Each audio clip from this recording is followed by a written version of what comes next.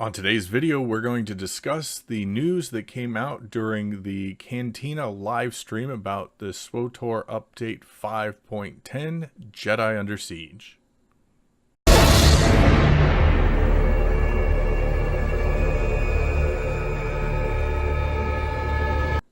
Thank you everyone and welcome to the Grizzled Warmaster. I'm Doug and today we're going to be talking about game update 5.10 Jedi Under Siege. And the information we got from the very long, really super long, it was, I think it capped out at about an hour and 20 minutes, hour and 30 minutes, something like that, on Twitch recently, on the 11th of October. And Musco, Keith, Charles, and I don't remember the guy's name, Matt, I think, who does the operations, all talked about the different things that are coming out with Jedi Under Siege. So without further ado, let's go ahead and jump in and look at the overview of all of the things that are coming out, and then I'll go into a little more depth with each area. So first off, we see that there is going to now be, Musco made a mistake and called it Nightmare. It's actually going to be Master Mode now, Gods from the Machine. And part of that will be veteran mode will be decreased in difficulty to more accurately reflect a typical veteran operation. And the new master mode, Gods from the Machine, will reflect a master mode experience for an operation. We also learned a little bit more about the quote-unquote tier 5 gear that they're now calling masterwork armor. This is not a complete set of gear, they said, so they'll be, a little bit different than your standard tier 1 through 4 gear, but we'll get more into that in a minute. They also talked about some guild improvements that are coming, both in systems that behind the scenes kind of systems, as well as guild management tools. We also heard about the new planet, and I'll wait until we get to that area to tell you what planet it is. You've probably already heard, but we got the new planet and daily area and some cool stuff coming with that. I'm really interested in this. We got some insights into what the storyline is going to be that takes us back to the rivalry between the Sith and the Jedi. Including some new characters that will be involved in that storyline. And we learned some companion returns. So let's go ahead and hit each of these in order. All right, let's go ahead and jump into the first area of the update, which is the Gods from the Machine Master Mode. I'm not going to spend a whole lot of time on this because, well, they've been talking about it a lot already. Basically, instead of being half veteran, or what they were calling hardmare mode, where it's harder than veteran but not quite master mode, they're going to go ahead and separate that out. There will be a traditional veteran mode of Gods from the Machine and a traditional master mode Gods from the Machine. It was never one of those things that it just couldn't be done, but there was for some reason, a desire to not do it. But then they started thinking about the number of people, I guess, who had indicated they wanted it. So they went ahead and redid everything, redid all the encounters to have distinctly veteran mode encounters and distinctly master mode encounters. The only other thing of note, which we'll also talk about in the next section, is that Master Mode Gods from the Machine will drop components that you'll need if you want to craft the Masterwork Armor, which we're going to talk about next. So the Masterwork Armor that they brought up, which I think originally they referred to as Tier 5 gear, and now have kind of renamed this Masterwork Armor, will be level 252 artifact gear and level 258 legendary gear, both of which will have set bonuses, and those set bonuses will be the same stat breakdown as the previous tier armors. So depending on whether you went the like healer route or the DPS route or whatever, I forget what all of the various names are for the different ones, and the different classes. But anyways, the stat bonuses will be the same as previous tier breakdowns. Now, they also did seem to indicate that there will not be, these are not going to be universal. It's not going to be a full set. So this is going to be more like, I believe in the past you had sets where the set bonus kicked in at, you had 3 pieces of gear or you had 5 pieces of gear. It's not going to be the full, 11 or 12 pieces that you can put into your character. So the likelihood is you're not going to have implants that are 258. You're not going to have relics that are 258. It's just going to be the main clothing, most likely. They didn't state that outright, but they did say it's not a full set. So take that for what you will. But just know that it's going to be 252 and 258 will be the new levels. And you will be able to get those 2 ways. One is to craft those, and those crafting schematics will be available from your trainer. So you can just go to your trainer, pick up the schematics, and you will be able to craft bind on equip versions of the Masterwork armor. Now, it's never that easy with those.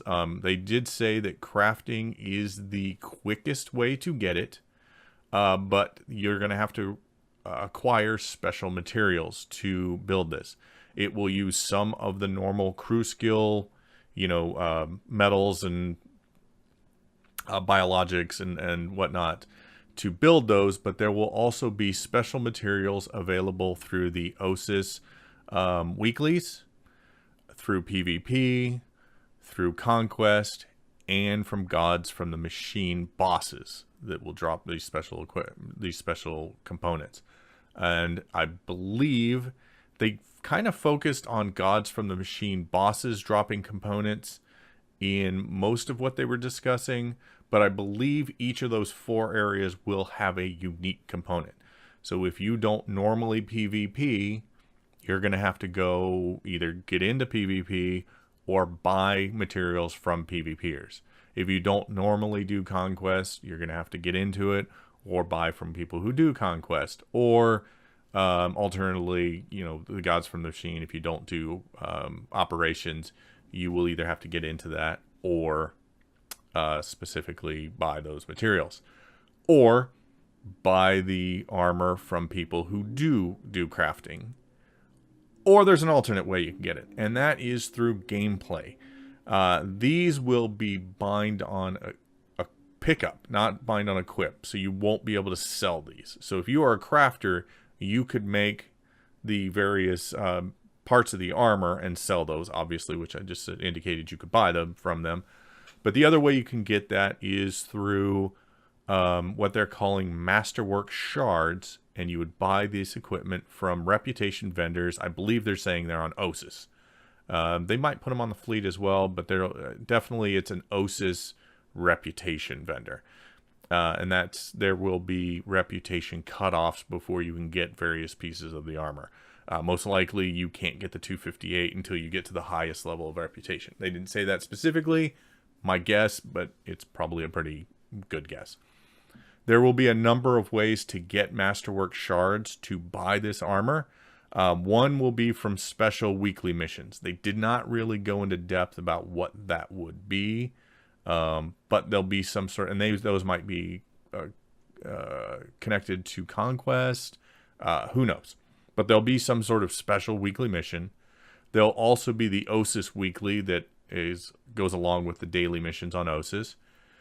They said you would be able to use unassembled components to get these Masterwork shards, although they did indicate it would probably be at a ridiculous rate of conversion. I don't know if that means like 1,000 components to a Masterwork shard. Who knows? They also didn't give us any indication of how many Masterwork shards buys what.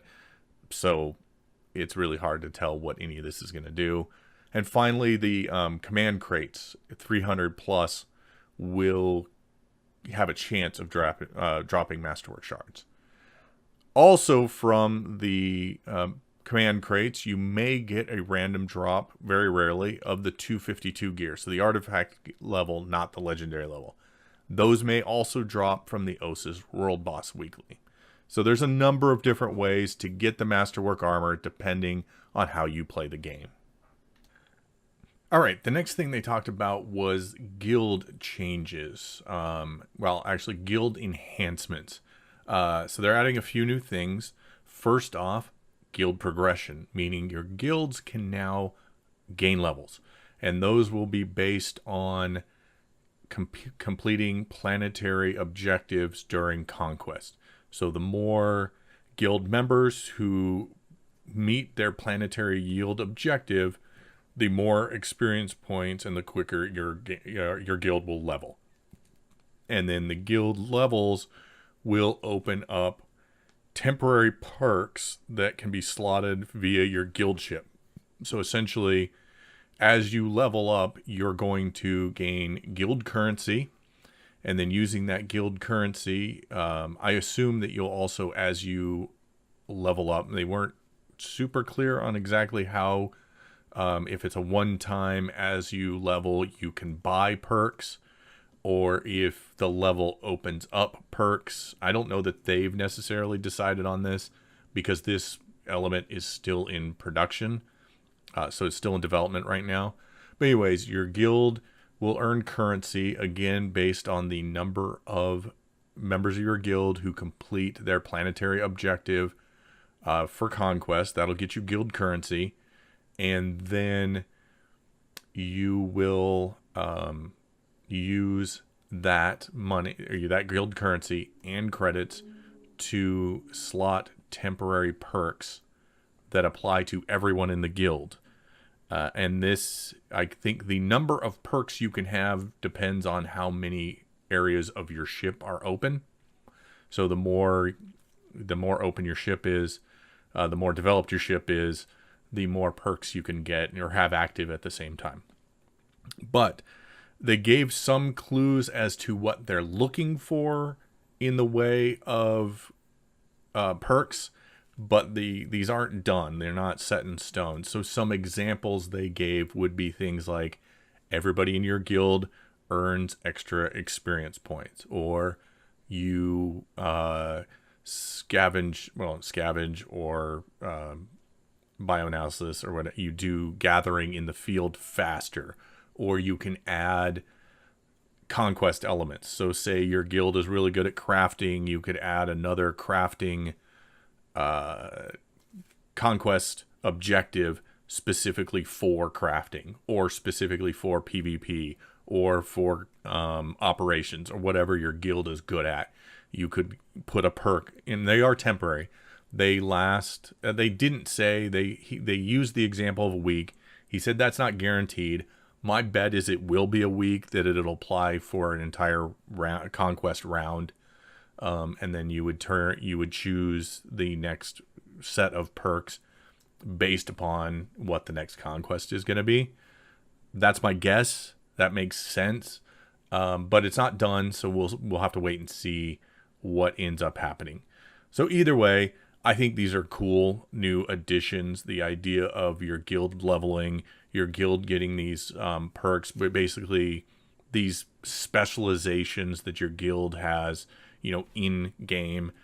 So that's very cool. Along with guild stuff, they also talked about the guild perks and the guild progression. They talked about conquest improvements they're going to be making. And both of these sound really good to me. The first is they're going to be more consistent about objectives across all conquests. So they're going back a little ways to what it used to be, where like every week you would I'm trying to think of some examples that they don't have now. But it'll be something like every week you'll have the kills. They defeat a certain number of enemies on whatever planet the conquest is on at that point in time. Or it'll be craft certain amount of stuff. Or it'll be, they've gone this direction recently, when they've kind of updated some of the conquests. But now it's going to be pretty much consistent across all of them, that you're always going to get points for, certain things. They're also going to de-emphasize those daily repeatable objectives that everybody was upset about. The ones that can only be done once per day per legacy. Those really hurt people who tried to get conquest points from multiple characters for their guild, for the same guild. So you have 3 or 4 or 8 characters who are in the same guild, and you try and get them all to get their conquest objectives. It's very difficult right now. So they're going to be taking the emphasis off those daily repeatable objectives and going back to the way it used to be. And the emphasis will be on just infinitely repeatable objectives or one-time objectives. Hopefully more the former than the latter. But I guess they were always kind of 50-50 in the past. So it'll probably go back to being something like that. So we'll have to wait and see exactly what comes up. But that's the general idea. Now, they are also going to make some back-end changes to guilds that are basically for guild leadership. They're guild management things. So one, there's going to be a new guild landing page interface that will, when you click on, it'll be in your interface menu. You'll be able to click on your guild. When you open up your guild window, there's going to be a lot more info on your guild at a glance. So it'll be easier to see, the daily message, where I don't know what all they're going to put in that, but all of that stuff that you need to know. There's going to be less toggling around to say, well, who's got this, who's doing that, who's online, who's not online, whatever. They're also going to throw in some management features that will help leaders, people thinking about joining guilds, different things like that. For example, there's going to be a guild inspect. So you see somebody running around from a certain guild you've heard about and you're interested in what's up with that guild. You can right-click, I think they said right-click, on that person's image and then select Guild Inspect and be able to tell some things about that guild. Probably the number of members, maybe even how many active members there are, whatever message the guild might want to put out to people that says, hey, we're this type of guild that does this and this and this. That will probably all be on that Guild Inspect page. There's also going to be some updated logging that's going to help guild leaders more quickly and accurately get information on things like conquest.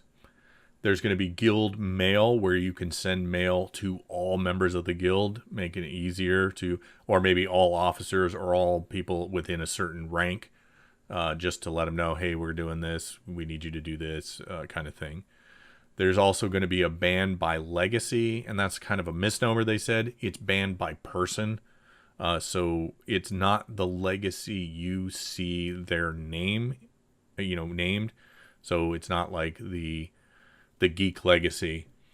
There could be another Geek Legacy running around out there that you don't want to ban, but when you select a person to ban, it knows who the player behind that is, and it bans that player from ever joining your guild. So I guess some guilds have problems with old members coming back trying to screw with them. This is supposed to fix that.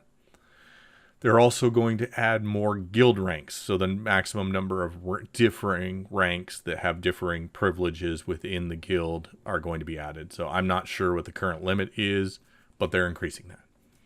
And finally, they're adding in, again, I guess, the tail end. Well, this isn't, I'll talk about this later, but this isn't coming out until the end of the year. But they're kind of carrying over the Summer of PvP stuff. And they're going to have guild level challenges. And actually group level challenges. So basically, what can happen is when you are in a group, whether by guild or not, you can challenge another group or another guild to a PvP. Arena, Warzone, Galactic Starfighter, doesn't matter. It will differ, or it will be limited based on how many people are in your group. But it'll allow you to set up challenges. You can track stats. So if you have a grudge against another guild, friendly or otherwise, you can keep track of how your teams do against theirs in your PvP challenges. So some interesting changes coming to guilds. I'm not well, I guess I technically am a guild master, but it's a vanity guild for just me and my friends, you know, like 5 of us.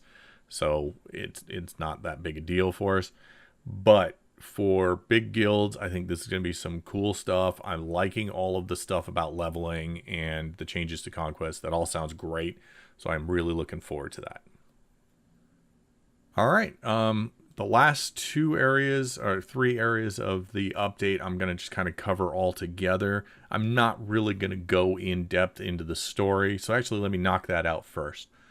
Basically, the gist of the story is that during the Eternal Empire storyline, a group of Jedi split off and went to the planet of Ossus to start a new colony and kind of get back to their roots and, you know, form a new Jedi enclave.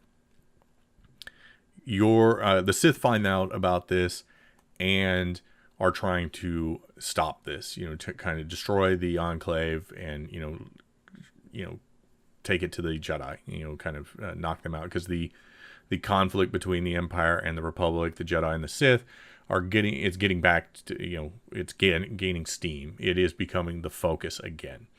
So during this, you are going to be able to, there's going to be a Republic side story and an Empire side story. But within each of those stories will be a Loyalist and a Saboteur story.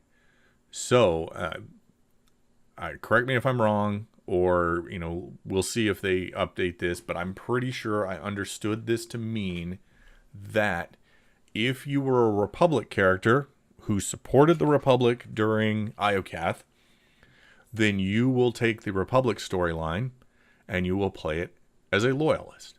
However, if you are a Republic character and you chose to support the Empire, you will still play the Republic storyline, but you will do so as a Saboteur, or at least you will have the option to do so. I don't think it forces you into that, but I'm not positive about that. Maybe it does, maybe it doesn't. One thing they did say is when you are ready to go to Ossus, when you start the Ossus, it will auto-complete everything you have not completed to that point. That means if you have Alliance alerts still outstanding, it will complete those and assume certain things. So if you have not done certain romance storylines or regained certain companions, I believe it sounds like they'll go ahead and give you all of those companions, but it's going to make assumptions about your interactions with them. So if you don't want that to happen, you need to complete those before you go and do the Jedi Under Siege storyline. But anyways, so if you are an Empire character, it'll be just the reverse. If you supported the Empire, you'll do the Empire Loyalist track. If you supported the Empire, or you supported the Republic, you'll do the Empire Saboteur track. Sounds cool. I'm excited for that. It does sound like there will be no, as a Republic player, you play the Empire storyline, or vice versa. That's they don't have that capability, I don't think, of intertwining those because of the interactions that are going to happen. So anyways, those are, that's the general idea. I'm not even going to go into, they did talk about some of the characters that will be involved, new characters. I'm going to leave that out. Those could be spoilery type things for some. Some will want to know all of the details. Some will want to be surprised. I'm going to leave it out. But let's talk about the daily area that is coming with Ossus. And it sounds awesome. One, you'll unlock the daily area after you complete a critical path, after completion of critical path. I believe that means you've completed the storyline, and there might be a get started with the daily area kind of thing. And once you've done that, then the daily area is open to you. I already talked about their Empire and Republic storylines. I think that critical path they were actually talking about leading to Ossus and the Jedi Under Siege storyline. So that was that thing I was telling you about. You have to have either finished or be willing for everything that you haven't done to be auto-completed for you and just assumptions made. Because there will be interactions based on all of that. I'm assuming, especially the Iocath stuff, that, you know, you'll have to live with those decisions. So if you're willing to, if you're playing, you know, you're on your 6th character going through the Eternal Empire stuff, you could just skip it. Well, you can do that now. You can skip and do just the Iocath or the whole Traitor storyline. I would recommend doing that. It's a good storyline, and it leads straight into this. So then you're not, the things that will be most vital to this story, you won't have to skip. Anyways, so when you get to the daily area, there are 10 daily missions for each faction. So that's a lot of cool replayability for, you know, both side characters. You know, looking forward to that. You will have new reputation tracks, so each side will have its reputation. Oh, I skipped. Pulled from past design experience. I think that means they are taking what they've learned in all of the different things, especially the fact that nobody likes that not all of the missions are available on Iocath. You have to go day after day to get this random, you know, grouping of different objectives or different missions. So you can't just do them all at once. These 10 daily missions will always be there, always available. There are also going to be new datacrons. They did not know what exactly those datacrons would give you, but they were pretty sure there are going to be 3 new ones. There are also going to be 2 world bosses, as well as Seeker Droid stuff. So you can go digging for different things. And they said tons of stronghold decorations to unlock, meaning just random bad guys may drop decorations, that there's just going to be tons of them all over the place throughout the missions, possibly as mission rewards, possibly just dropping off of strong and elites, who knows, but they're going to be all over the place, they said. So really excited to get to the Ossus storyline. It sounds very interesting. Again, I'm not going to go into too much. They gave a lot of information in the live stream, so I will include a link to the live streams. If you're interested in watching it and getting the spoilers, you can. I think maybe they gave us slightly too much. They didn't give, I mean, they didn't go into super like ruining the storyline or anything like that, but they gave a lot of information that might be fun to not have prior knowledge of, that you just be like, oh, that's that person, or oh, that's a cool thing just happened. So keep that in mind. If you want, you can follow the link down below, check it out and get all of the spoilers, but I'm not going to go too far into that. The last thing I do want to talk about is the returning companions. There are, I guess, technically 4 companions, 5 if you count the fact that they are bringing both dark side and light side Jason back. So you're going to be able to get them both. It's not just, I think they were talking about it just being dark side Jason, but no, they're going to bring them both back.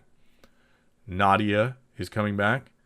Kemval is coming back. And Doc is coming back. And in the end, you will, only the character class who had them before will get these companions, but everybody will interact with them through the storyline. So they have, which I'm really happy about. I hope it's a significant portion parts in the storyline. I've been kind of disappointed with some really significant companions coming back in really lame, like one cutscene kind of alliance alerts. So I'm glad to see some cool companions coming back in story. So I'm looking forward to these returns. But that's it, guys. I'm going to go ahead and call it there. That there's a lot going on. I'm really excited. We are going to be getting this in December. So we do have a while to wait. And they did make it sound like it's the early part of December it's coming. So we got a couple months to wait. But that gives you some time to build up maybe those unassembled components so you can buy some shards right off the bat. But or just get yourself to the point you want to be, finish those alliance alerts, complete the traitor storyline with the characters you're really excited to go forward with. Like I realized that I have had Empire characters side with both sides, but I haven't had Republic characters side with both sides. So I need to go play a character on the Republic side who sides with the Empire so that I can do both storylines on both sides. So I'm really excited for that. It's a really cool thing they're coming up with. One quick, now that I'm looking at the list of companions here. Quick note on Chem Vol, you will only be getting Chem Vol back if you sided with Chem Vol against Zash. If you did not, he will not be coming back. I guess they said they've already talked about what happened with Zash. I don't remember that, but if somebody remembers what happened with Chem Vol's Zash, let me know in the comments down below. But I honestly can't remember what happened to her other than she got his body. But anyways, sorry, spoilers if you haven't done that storyline. But anyways, you're way off. You're way at the end of the things if you haven't done that storyline. All right, one more thing, guys. Also, if you are interested in checking these changes out, Game Update 5.10 Jedi Under Siege will be available on the public test server, or at least certain elements of it will be soon. Master Mode Gods from the Machine, I believe, is already available on the public test server, and the OSIS daily area, the PvP challenge mode, and the guild improvements will all be available in coming weeks. So you can go check those out and give the crew at SWTOR some feedback. What you will not find on the public test server is the OSIS storyline. Hopefully for obvious reasons. But anyways, guys, I'm going to go ahead and end it there. Thank you very much for tuning in. If you'd like, please like and subscribe. Share with a friend. Encourage them to subscribe to the channel. We're trying to build up our base here. It's a new channel. We've only been going for a couple months. So we'd appreciate your help in reaching out. If you'd want to check out how you can support the channel, there'll be some links down below to Teespring store, a Amazon affiliate link, and our Patreon page where you can support us. Anyways, guys, thank you very much for your time. I hope you guys enjoy playing Star Wars: The Old Republic, and may the Force be with you.